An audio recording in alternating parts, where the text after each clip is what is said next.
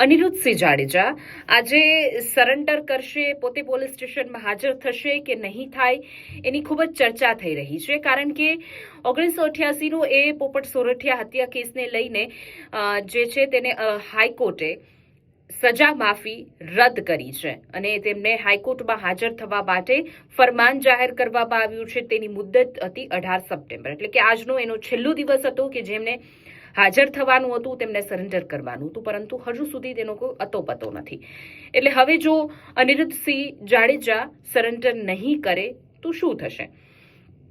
તો પોલીસ જે છે તેની શોધખોળ કરશે, એની પાછળ ટીમ પણ લાગી રહી છે, તેની ધરપકડ થશે અને સાથે સાથે તેમની જે સંપત્તિ છે એ જપ્ત થઈ શકે છે. અને આ ઉપરાંત જો તેઓ સરેન્ડર થશે, મતલબ તેઓ પોતે હાજર થઈ જશે, તો સાથે સાથે એક સાથે બે કેસમાં જે છે તેમની સામે કાર્યવાહી થઈ શકે છે. ચોક્કસથી જેલવાસ ફરી જવું પડશે, કારણ કે પોપટ સોરઠિયા જે હત્યા કેસ હતો એમાં હાઈકોર્ટે તેની સજા માફી છે એ રદ કરી છે.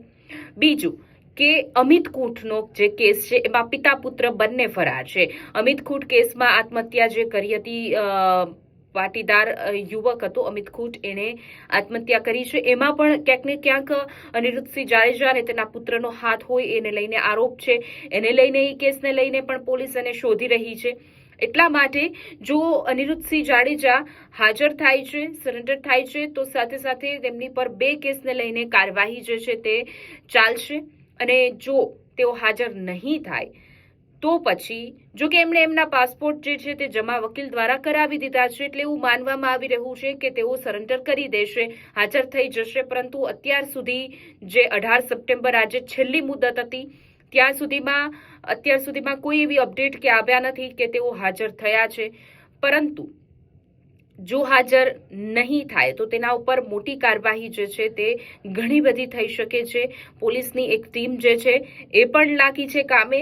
તો બીજી તરફ પોલીસની કાર્યવાહી પર પણ સવાલ ઉઠી રહ્યા છે કે કેમ અત્યાર સુધીમાં અનિરુદ્ધસિંહ જાડેજા જે છે તેનો કોઈ અતોપતો નથી, કેમ તે પકડાયા નથી.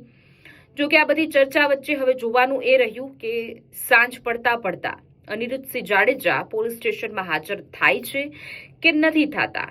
નહીં થાય તો પછી ઘણી બધી કાર્યવાહી જે છે તે પોલીસ દ્વારા કરવામાં આવશે.